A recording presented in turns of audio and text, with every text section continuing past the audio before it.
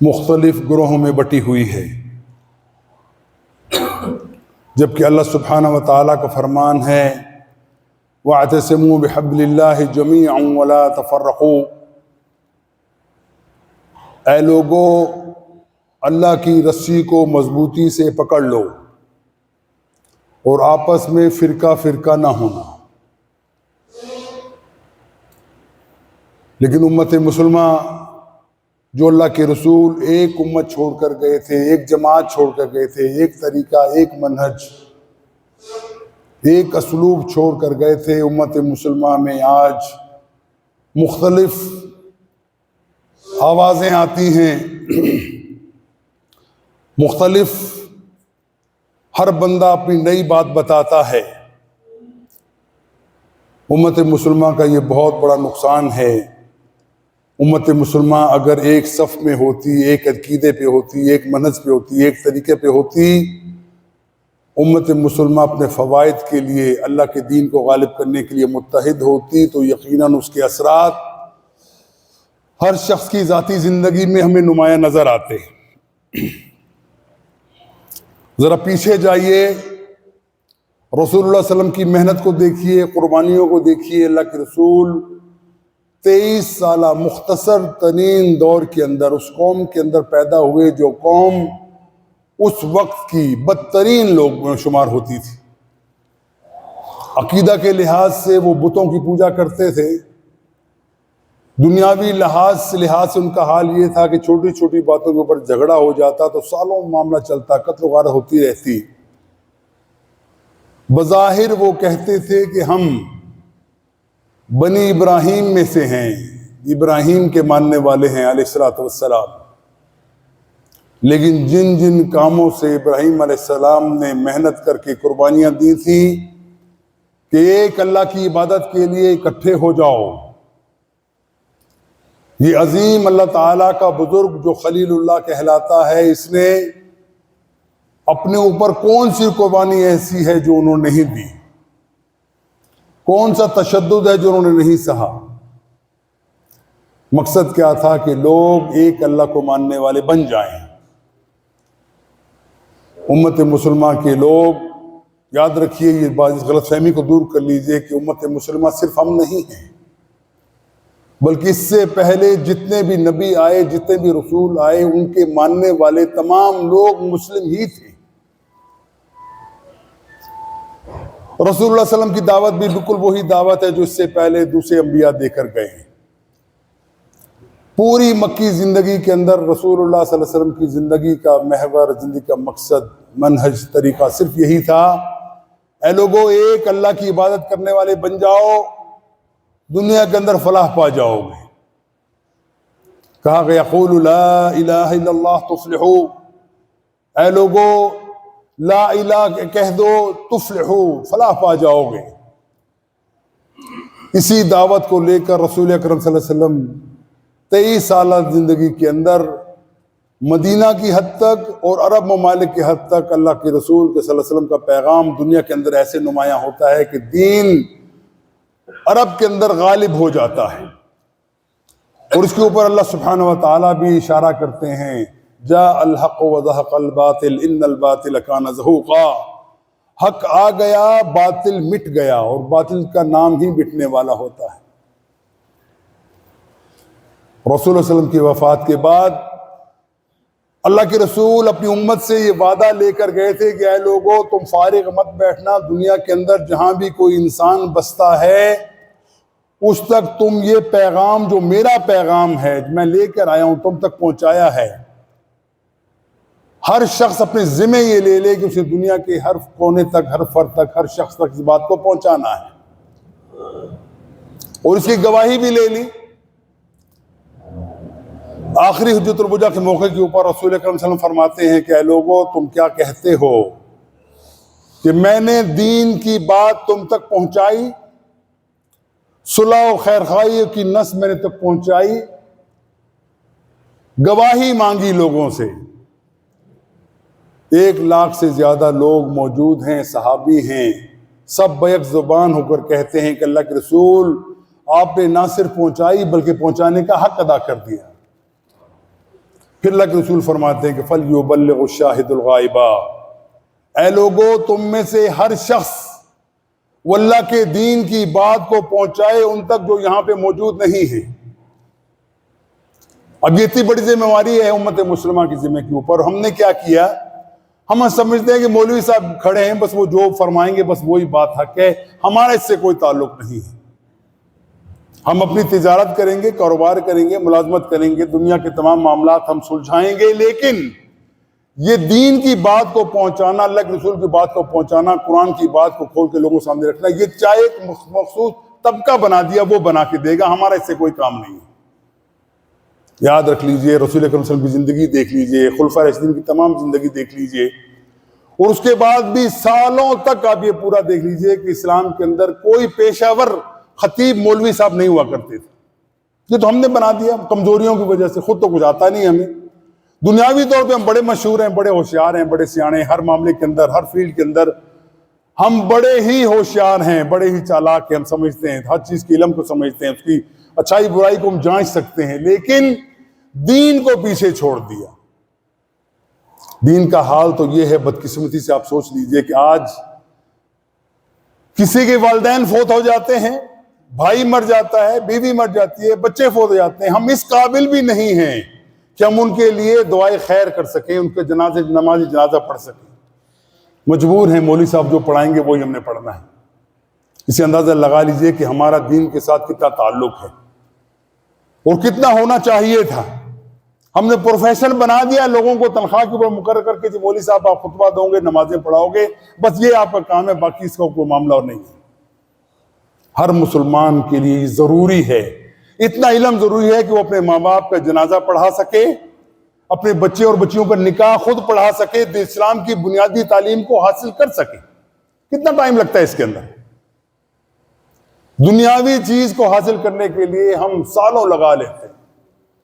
16 سال پڑھیں گے، ماسٹر کی ڈگری مل جائے گی، پھر اس کے بعد ایم فل کرو گے، پھر پی ایچ ڈی کرو گے، پھر ڈاکٹر بنو گے، انجینئر بنو گے، اس لیے ٹائم ہمارے پاس بہت لمبا ہے۔ اور بدقسمتی یہ ہے کہ ہماری مائیں، ہماری بیویاں، ہمارا تب یہی معاملہ رہا، نماز کے لیے کبھی توجہ نہیں دلائی گئی۔ ہاں اسکول سے خیر حاضری، اعوذ باللہ، یہ تو ممکن نہیں ہے۔ اسکول سے ایک پیریڈ بھی نہ ختم ہو جانا، یا اس سے کینسل ہو جانا، یا نہ حاضر ہونا، یہ بہت بڑا جرم ہے اس بچے کے لیے، لیکن صبح نماز کے لیے اٹھانے کی اس کو تربیت نہیں دی جائے گی۔ یہ ہماری ترجیحات ہیں، یہ باتیں حقیقت ہیں جو ہمارے ساتھ بتتی ہیں، ہمارے ساتھ چلتی ہیں، معاملہ ان کو لے کے ہم چلتے ہیں، ہمیں احساس نہیں ہوتا۔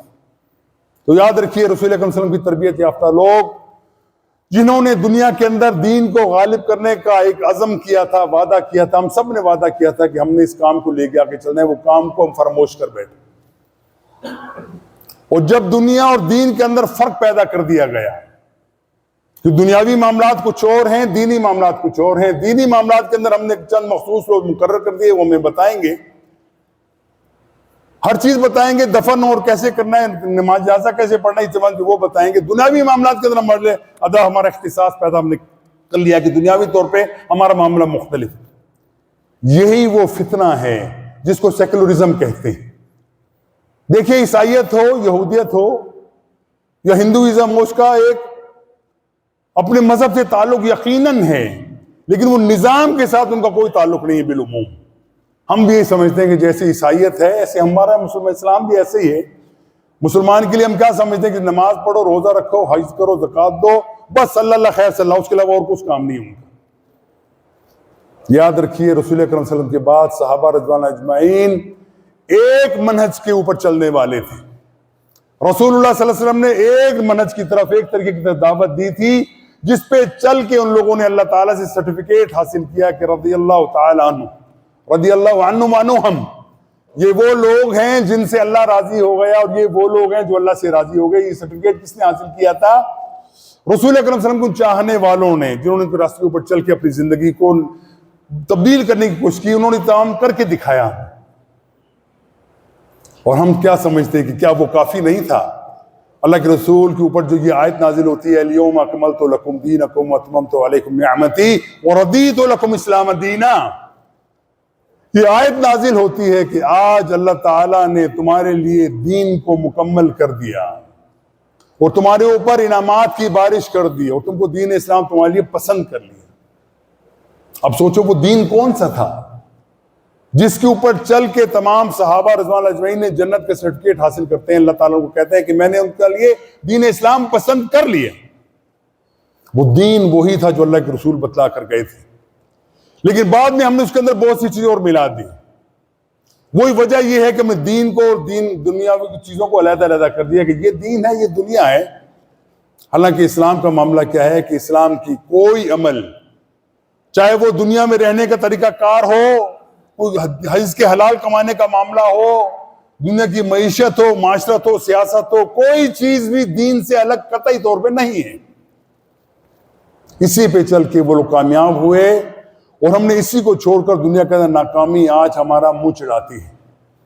آج آپ دیکھ لو دنیا کے اندر 2 ارب سے زیادہ مسلمان دنیا کے اندر موجود ہیں, لیکن اللہ کا دین دنیا کے 1 انچ کے حصے کے اوپر بھی غالب و نافذ نہیں ہے. اللہ کا نظام کہیں قائم نہیں ہے, اللہ کے قوانین کہیں بھی نہیں ماننے جاتے 100%. جزوی طور پہ یقیناً ہوگا کچھ لوگوں کے اندر, کچھ علاقوں کے اندر یقیناً تھوڑی بہت چیزیں ہوں گی, لیکن بحیثیت دین ایک نظام کے, ایک سسٹم کے کہیں بھی دنیا کے اندر ہی قائم نہیں. اور جب دین قائم نہیں ہے تو پھر ہر بندہ اپنی ڈفلی بجاتا ہے. بھائیو یاد رکھو, جب تک ہم اسلام کی اس اساس کی طرف رجوع نہیں کرتے, وہ اساس ہمارے پاس محفوظ ہے. میں ہمیشہ کہا کرتا ہوں, دعوے سے کہا کرتا ہوں کہ اللہ کے فضل و کرم سے یہ دنیاوی معاملات کے اندر, دینی معاملات تو ہیں ہی ہیں, اس کی تو یقیناً ہمارے پاس سندیں موجود ہیں. دنیاوی معاملات کے اندر بھی کوئی ایسا مسئلہ نہیں ہے جس کے بارے میں قرآن کی طرف سے ہدایت حاصل نہ کی گئی ہو, یا رسول اللہ صلی اللہ علیہ وسلم کی زندگی سے ہمیں اس کا نمونہ نہ ملتا ہو. کوئی کام ایسا نہیں.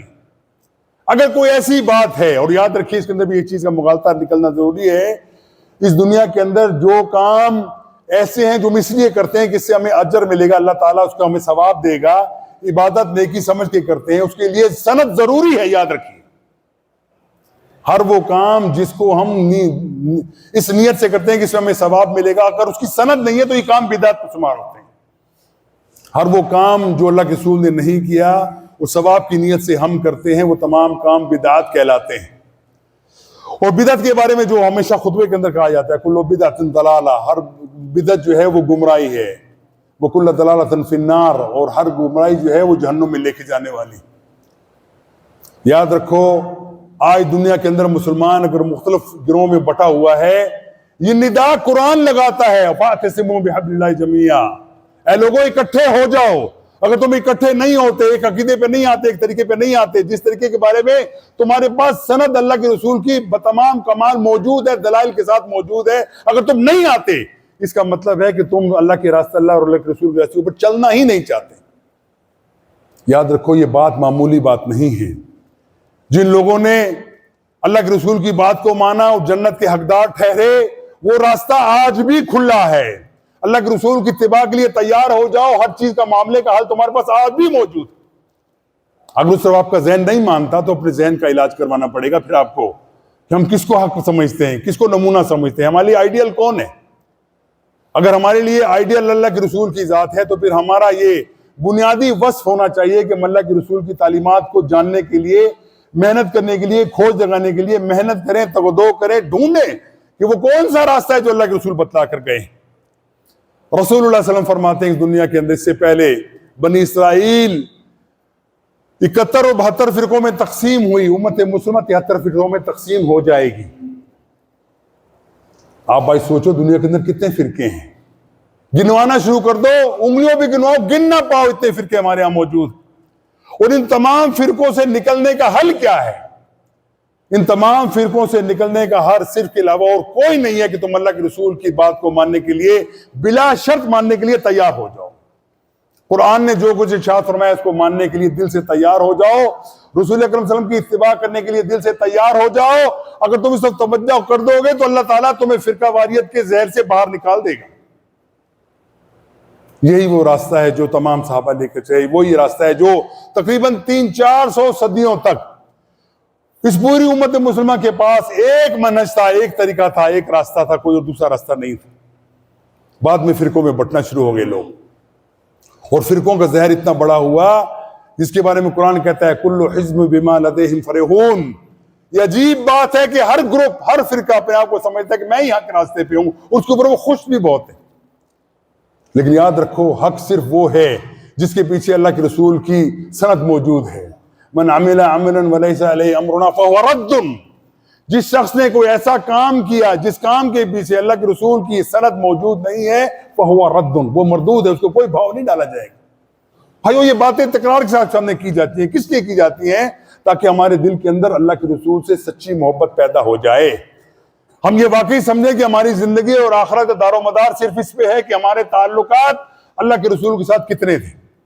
اللہ کے رسول کی زندگی کے اوپر چلنے کے لیے ہم کتنا تیار پاتے ہیں، کتنے اپنے آپ کو آمادہ کرتے ہیں، کتنا ہمارے دل کا یہ تمنا ہے کہ ہمارے سامنے کوئی ایسی بات آ جائے جو رسول اکرم صلی اللہ علیہ وسلم نے فرمائی ہے، وہ شرح و بس کے ساتھ، دلیل کے ساتھ آ جائے، ہم اس کو ماننے کے لیے دل سے تیار ہو جائیں. جب تک یہ نہج کو شامل نہیں آتی، یہ طریقہ سمجھ نہیں آتا، سمجھ لو کہ بے شک جتنی محنتیں کرتے جاؤ تمہیں اس کا کوئی فائدہ حاصل ہونے والا نہیں. یہ بات فتوے کی نہیں ہے، یہ بات عزت کی ہے، یہ احترام کی ہے کہ جس کو تم عزت دینا چاہتے ہو، جس کا احترام کرنا چاہتے ہو، دل میں تمہارے احترام موجود ہے، اگر عملی طور پہ اس کی بات ماننے کو تم تیار نہیں ہو، اس کا مطلب ہے کہ وہ احترام ہمارا جھوٹا ہے. ہم جو ہمارا جو قول ہے اس قول کے اوپر ہم سچے ثابت نہیں ہوتے. ہمارے لیے آئیڈیل کوئی اور ہیں، ہم نے اپنے مزید بت بنا کے رکھے ہیں جن کو ہم پوچھنے کی کوشش کرتے ہیں، وہ سمجھتے ہیں کہ اس سے طریقے سے شاید کامیابی ہم حاصل کر لیں گے. بھائیو انتہائی خطرناک ہے. اس کے بارے میں قرآن ایک لفظ بیان کرتا ہے، ایک آیت ہے جو انتہائی سخت ہے. قل ان کنتم تحبون اللہ فاتبعونی. اے لوگو، اے اللہ کے رسول صلی اللہ علیہ وسلم آپ کہہ دیجئے ان کنتم تحبون اللہ، اگر تم واقعی اللہ سے محبت کرتے ہو تو محبت کا معیار کیا ہے، نشانیاں کیا ہیں، طریقہ کیا ہے؟ فاتبعونی، کہہ دیجئے اللہ کے رسول کہ میری اتباع کرو. کس کی؟ یعنی اللہ کے رسول کی زبان سے کہلوایا جا رہا ہے. کہنے والے کون ہیں؟ اللہ سبحانہ تعالیٰ ہے. زبان کس کی ہے؟ محمد علیہ السلام کی زبان ہے. فاتبعونی یحببکم اللہ. اللہ کے رسول کی اتباع کرو، اللہ تعالیٰ تم سے پیار کرنا شروع کر دے گا. اس کے بعد آپ کو نتیجتاً دو چیزیں جو فوراً حاصل ہوگی وہ کیا ہے؟ یغفر لکم ذنوبکم، اللہ تعالیٰ تمہارے گناہوں کو معاف کر لے گا. واللہ غفور رحیم، اور یقیناً اللہ تعالیٰ مغفرت کرنے والا ہے، بڑا رحم کرنے والا ہے. اب یہ بات اپنے سامنے رکھو، یہ قرآن کا حکم ہے، اس کے اوپر ہم کتنے عمل پیرا ہیں، کتنے ہم چلنے کی کوشش کرتے ہیں. ہر بندہ اپنے خود ٹٹول کے دیکھ لے کہ میرے دل کے اندر اس آیت کی اہمیت کیا ہے. دوسری کو بات کہی ہو، فلا وربک لا یؤمنون، اللہ تعالیٰ قسم کھا کے کہتا ہے، قسم ہے تمہارے رب کی کہ وہ بندہ مسلمان مومن نہیں ہو سکتا. بھائیو میں بات کہوں، میری بات کا کچھ اور معاملہ ہے، کوئی اور بڑا عالم کہے اور معاملہ ہے، کوئی پروفیسر کوئی ڈاکٹر کو بن کے بات اور معاملہ ہے. جہاں پہ اللہ بات کہے کہ یہ بات ایسی ہے کہ تم نے نہیں مانا تمہارا کیا حشر ہونے والا ہے، وہ سن لیجیے آگے کیا کہتے ہیں. فلا وربک لا یؤمنون، اللہ تمہارے رب کی قسم ہے کہ وہ کبھی ایمان نہیں لاتے. حتی یحکموک فیما شجر بینہم، جب تک وہ تم اپنے درمیان آنے والے حل اختلاف کے لیے اللہ کے رسول کو حکم نہ بنا لو. حکم کس کو کہتے ہیں؟ جج کو کہتے ہیں. جب تک تم اللہ کے رسول کو اپنے درمیان جج نہ بنا لو. ثم لا یجدوا فی انفسہم حرجا، اس کے بعد معاملہ ایسا ہو کہ جب اللہ کے رسول کی طرف سے تمہارے حق میں، تمہارے مخالفت میں کوئی فیصلہ آ جائے، اس کے بعد تمہارے دل کے اندر کوئی شبہ بھی پیدا نہ ہو، تمہارا دل جو ہے وہ لرزے بھی نہیں کہ غلط میرے خلاف پیدا ہو گیا. حسبنا اللہ ونعم الوکیل. ہر وہ بما کذے، جو اللہ تعالیٰ نے تمہیں بتایا اس کو اللہ کے رسول کہتے ہیں اس کے بارے میں تم مان جاؤ. وہ یسلم تسلیما، اور تمہارے اندر تسلیم کی بات ہو، تمہارا گردن جھک جائے اس فیصلے کے سامنے جو اللہ کے رسول تمہارے سامنے لے کر آئیں. یہ آیت بھی انتہائی خطرناک ہے ہمارے لیے کہ ہم دیکھیں کہ ہم کس کو حاکم بناتے ہیں. میرا آپ کا اختلاف بنتا ہے کسی معاملے کے اندر، آپ کہتے ہیں یوں ہونا چاہیے، میں کہتا ہوں یوں ہونا چاہیے. فیصلہ کرنے والا کون ہے؟ قرآن. فیصلہ کون کرنے والا ہے؟ اللہ کے رسول فرض کرنے والے ہیں. یہ فیصلہ کریں گے جو حق بات. فَإِن تَنَازَعْتُمْ فِي شَيْءٍ، اگر تمہارے درمیان کوئی چیز اختلاف بن جائے، ہے نا اختلاف کیوں نہیں ہے؟ دنیا کے اتنے فرقے بنے ہوئے، اتنے گروپ بنے ہوئے، اتنے مسلک بنے ہوئے، اختلاف ہے نا. میں کہتا ہوں یوں ہو، فلاں کہتا ہے یوں ہو، اختلاف ہے. اب اس کے بارے میں کیا؟ فَإِن تَنَازَعْتُمْ فِي شَيْءٍ، تمہارا کسی معاملے کے اندر اختلاف بن جائے، تنازع بن جائے، فَرُدُّوهُ، اس کو لوٹاؤ اللہ کی طرف، اللہ کے رسول کی طرف. یہ طریقہ ہے، لوٹاؤ. اب کس کے بارے میں کون کہتا ہے کہ لوٹا کے دیکھو اللہ کے رسول کیا فرماتے ہیں اس بارے کے اندر؟ ہم اس بارے میں سوچتے ہی. اور پھر ایک اور بات کہی، اور یہ بات یقیناً اس سے بھی زیادہ خطرناک ہے. اللہ کے رسول فرماتے ہیں فلا وربک لا، یہ تو میں نے بتا دیا، اللہ کے رسول فرماتے ہیں تمہارے سامنے 10 چیزیں اللہ تعالیٰ تمہارے سامنے بیان کرتا ہے. وہ 10 چیزیں کیا ہیں جن کو تم دیکھو گے اس کے بعد تمہیں پتہ چلے گا کہ معاملہ ہے کیا. وَإِن كَانَ آبَاؤُكُمْ وَإِخْوَانُكُمْ أَوْ أَزْوَاجُكُمْ وَعَشِيرَتُكُمْ، اس کے بعد پوری لمبی سورۃ توبہ کی آیت ہے جس کے اندر فرمایا 10 چیزیں بیان کی.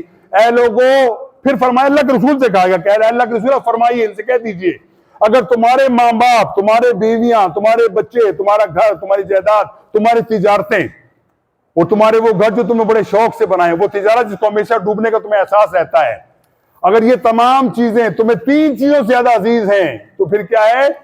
وہ 3 چیزیں کیا ہے؟ جہاد فی سبیل اللہ، اللہ کے رسول اور اللہ کے رسول، اللہ کے رسول سے اور اللہ کے رسول سے محبت. یہ 3 چیزیں بتائیں، اللہ کا رسول اور جہاد. 3 چیزوں سے اگر تمہیں عزیز ہیں تو پھر قرآن کیا کہتا ہے؟ فتربصوا. لغوی معنی کیا بنے گا؟ اس سے انتظار کرو.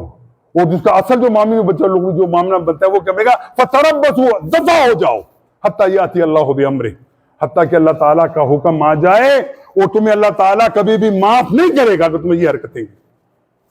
اب یہ 10 چیزیں آپ گن لو اپنے دل کے اندر. ہمارے دل کے اندر 10 چیزوں کی اہمیت زیادہ ہے یا اللہ کی اہمیت زیادہ ہے، یا اللہ کے رسول کی اہمیت زیادہ ہے، یہ جہاد کی اہمیت زیادہ ہے؟ پتہ چلے گا کہ یہ تمام چیزیں 10 یہی سب سے آگے ہیں، باقی اور کے بارے میں ہم کو پرواہ نہیں ہوتی. بھائیو یہ ہماری عملی زندگی سے تجزیوں کا ہمارا تعلق ہے.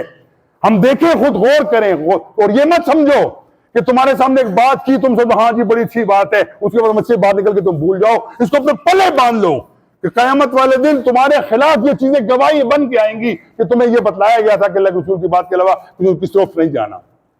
مسلک اپنا بنانا ہے، محمدی بن کے بتاؤ، اور کسی بندے کے ساتھ اپنے آپ کو منسوب نہ کرو. اور کسی نے منسوب نہیں کیا، کسی نے نہیں کہا کہ میرے نام سے فرقے بناؤ، میرے نام سے مسلک بناؤ. کہا تم محمدی بن جاؤ، جو اللہ کے رسول بتا دے اس کو مان لو، جو اللہ کے رسول جس سے منع کر دے اس سے منع ہو جاؤ. اور جب تک تم یہ نہیں کرو گے تو تمہارا اندام کیا ہوگا؟ دنیا کے اندر ذلت اور رسوائی تمہارا مقدر بن جائے گی. اور پھر فرمایا افتؤمنون ببعض الکتاب وتکفرون ببعض، کیا تمہارا حال ایسا تو نہیں ہے کہ تم اللہ کی کتاب کی ایک چیز کو تسلیم کرتے ہو، ایک کو رد کر دیتے ہو؟ اور جس کی روش یہ ہو کہ وہ اپنی مرضی کا دین لینا چاہے، جو اس کو پسند آئے لے لے، جو پسند آئے اس کو چھوڑ دے، اس کے بارے میں فرمایا اللہ تعالیٰ اس کے بارے میں کیا کہتا ہے کہ تمہیں خزی فی الحیات الدنیا، اللہ تعالیٰ دنیا کے اندر تمہیں ذلیل کر دے گا اور قیامت کے دن شدید عذاب کے اندر جھونک دے گا تمہیں. یہ ہندو کی بات نہیں ہو رہی، یہ عیسائی اور یہودی کی بات نہیں ہو رہی، یہ بدھسٹ کی بات نہیں ہو رہی، مسلمان کی بات ہو رہی ہے. کہ تمہارا حال روش یہ ہوگا کہ تم اللہ کی کتاب کو ماننے سے انکار کر دو گے، کسی کو مانو گے، کسی کو چھوڑ دو گے، جس کا مطلب یہ ہے کہ تم اپنا ٹھکانہ خود جہنم خود بنا لو گے. میٹھی میٹھی باتیں کرنا بہت آسان ہے بھائیو، کلمہ پڑھ کے سیدھے جنت میں چلے جاؤ گے. اس غلط فہمی سے نکل آؤ. جب تک کلمے کے اوپر تم عمل نہیں کرتے کوئی سوال پیدا نہیں ہوتا تمہیں. ہاں گناہ کیے جاؤ گے، اگر توبہ کیے بغیر تم مر گئے، تمہاری موت آ گئی، تم حالت گمراہی کے اندر، فسق و فجور کے اندر شامل رہے، تم نے دین کو چھوڑا رہا، اللہ کے رسول کی بات کو چھوڑا رہا، گناہگار ہو گئے مسلمان. ہم اسلام سے تمہیں نہیں نکالتے، کلمے کی ڈھال تمہیں یقیناً حاصل رہے گی. لیکن کیا ہوگا کہ مرنے کے بعد جتنے گناہ کیے ہیں بغیر توبہ کے، مرنے کے بعد ان گناہوں کی سزا بھگتو گے، جہنم میں جاؤ گے. پھر تمہارے کلمے کی وجہ سے تمہیں ایک دن نکال کے جنت کے اندر داخل کر دیا جائے گا. لیکن یہ عرصہ کتنا طویل ہے اس کے بارے میں کوئی سوچ سکتا ہے؟ میں ہمیشہ کہا کرتا ہوں، ہم یہ صبح شام پہنتے ہیں کہ اللہ تعالیٰ کی جہنم جو ہے وہ بنائی ہے گمراہوں کے لیے. اللہ تعالیٰ کی جہنم ان کے جو اللہ کے ساتھ بگاڑ رکھتے ہیں، اللہ کی بات کو نہیں مانتے، ہم اس کے لیے جہنم اللہ تعالیٰ نے بنا کے رکھی ہے. سیسے سمجھ نظر آئے گی، سمجھ ہمیں نہیں آتی. میں کہا کرتا ہوں بھائیو، گھر جاتے ہو، تمہاری بیویاں، تمہاری بیٹیاں، تمہاری بہنیں چولہے پہ ہانڈی رکھ کے کھڑی بیٹھی ہوتی ہیں، پکا رہی ہوتی ہے نا، صرف ٹیسٹ کر لو 1 منٹ کے لیے، 1 منٹ چند سیکنڈ کے لیے اپنی انگلی رکھ کے دیکھو اس کے اندر. اگر برداشت کر سکو تو پھر سوچ لو کہ وہ آگ اس سے 70 گنا زیادہ تگڑی ہے، اس سے زیادہ جلانے والی ہے، اس سے زیادہ طاقتور ہے. اگر اس کو برداشت کر سکتے ہو تو یہ دیکھ لینا تمہارے ساتھ کیا ہونے والا ہے. اگر نہیں کر سکتے سدھر جاؤ، وقت ہے تمہارے پاس. جب تک تم سدھرو گے نہیں اللہ تعالیٰ تمہیں معاف نہیں کرے گا. یاد رکھو، میٹھی میٹھی باتیں بتانے کی ضرورت نہیں ہے. تمہارا مخلص وہی ہے، تمہارا ہمدرد وہی ہے، تم سے پیار کرنے والا وہی ہے جو تمہیں بتائے بھائی اللہ سے ڈر جا، بھائی اپنی زندگی کو تبدیل کر لے. یہ دنیا کے اندر بڑے بڑے لوگ آئے، وہ دنیا سے جب جانے لگے کچھ ان کے پاس نہیں. اربوں کروڑ پتی لوگ، ایسے ایسے لوگ دنیا کے اندر آئے جن کے خزانے کی چابیاں اونٹوں کے اوپر لد کے جایا کرتی تھی. لیکن جب موت آئی کچھ ساتھ لے کے نہیں گیا. ہاں لے کے جائے گا ساتھ بندہ. ایک توشہ آخرت لے کے جائے گا، وہ کیا ہے؟ وہ نیک و صالح اعمال ہیں، وہ صحیح عقیدہ ہے، وہ اللہ کے رسول کی محبت ہے، اللہ کی محبت ہے، وہ لے کے جائے گا۔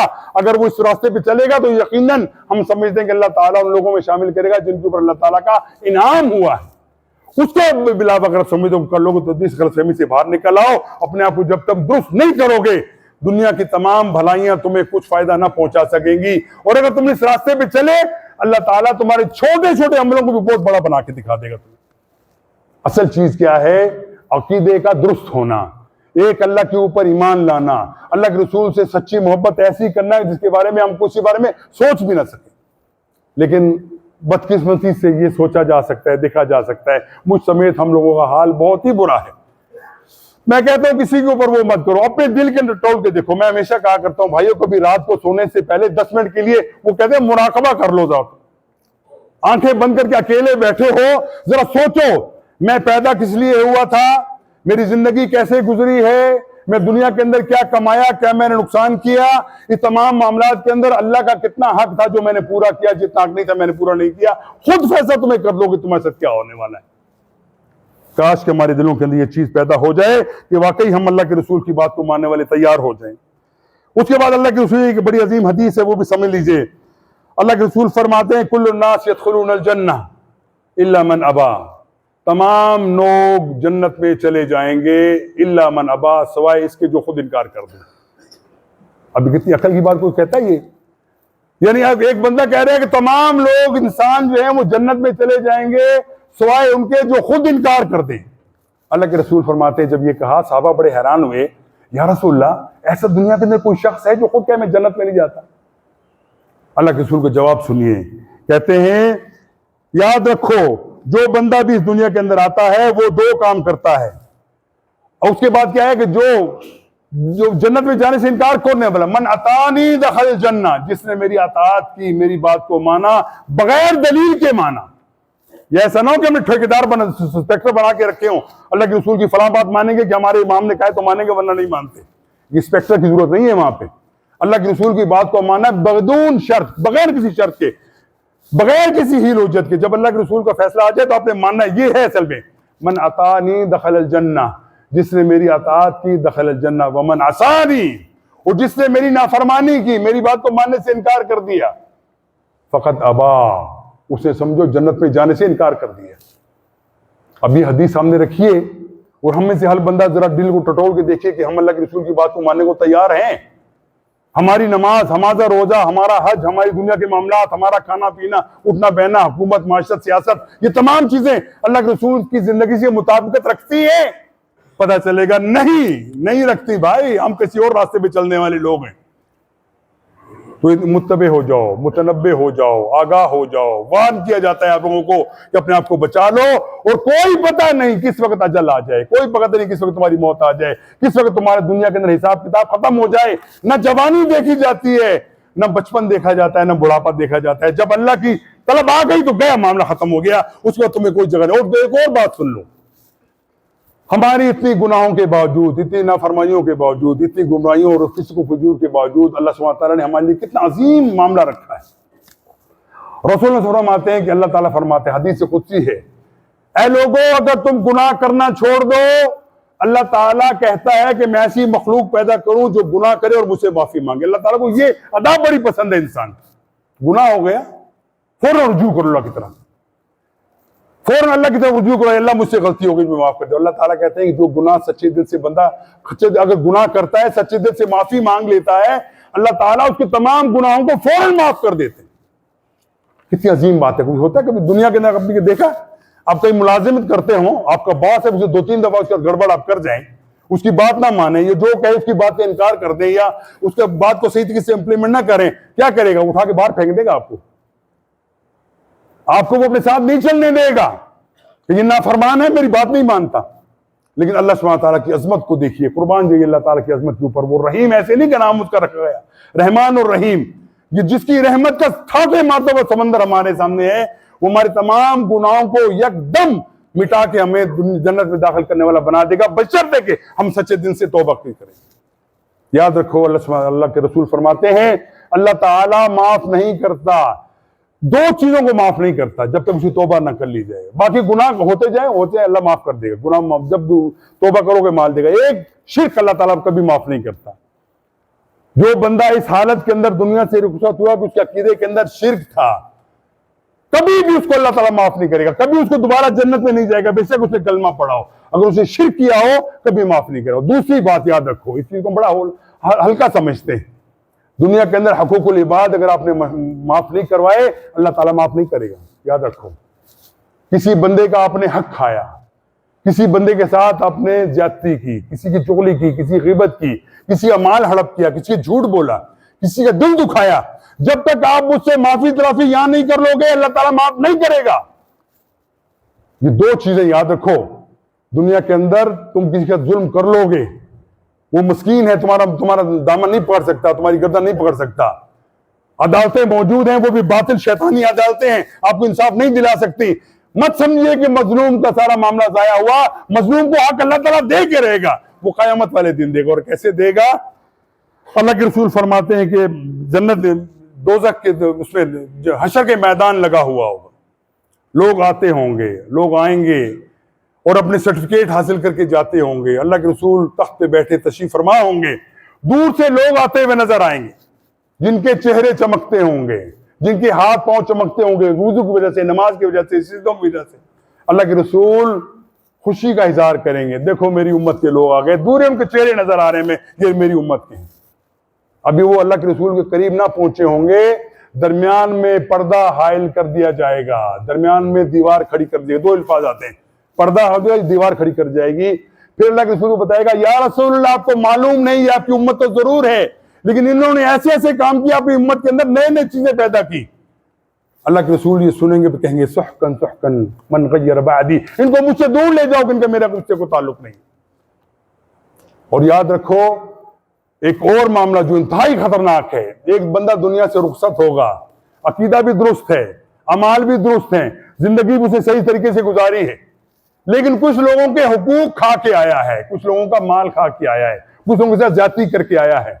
میدان محشر کے اندر جب ترازو لگا ہوگا, اس کے پلڑے کے اندر نیکیاں ڈالی جائیں گی, اس کا پلڑا نیکیوں والا جھک جائے گا, اس کی برائیوں والا پلڑا اوپر چلا جائے گا. یہ بندہ چاہے گا کہ مجھے سرٹیفکیٹ دیا جائے کہ میں کامیاب ہو گیا, میری نیکیاں بہت زیادہ. ابھی تک اس کا پروانہ جاری نہیں ہوگا کہ اس کے بارے میں کچھ لوگ آئیں گے, یا اللہ اس شخص نے میرے سے زیادتی کی تھی, میرا مال کھایا تھا, میرے ساتھ فلاں کیا تھا, میرے ساتھ ناجائز مجھے مارا تھا, میرا مال ہڑپ کیا تھا, میری دل آزاری کی تھی, میری چغلی کی تھی. اور اللہ سے زیادہ کون جاننے والا ہے کہ کون حق پہ, کون جھوٹ بولے. دنیا کے اندر آپ جھوٹ بول لو گے, آپ بڑا وکیل کر کے بدماشی کرنے کے بعد اپنے آپ کو بچا لو گے, لیکن اللہ کے سامنے ایسا کوئی نہیں کرنے کی ضرورت نہیں کر سکتا, نہ کر سکتا ہے کہ تمہارے پاس ایویڈنس سارے اللہ کے سامنے موجود ہے, تمہاری چلتی ہوئی فلم موجود ہے اللہ کے سامنے, تم نے یہ کام کیا, تمہیں بتا دیا جائے گا. اللہ سبحانہ تعالیٰ اس بندے سے پوچھیں گے کہ واقعی ایسا معاملہ ہے؟ ہاں یا رسول اللہ یہ معاملہ تو ہے.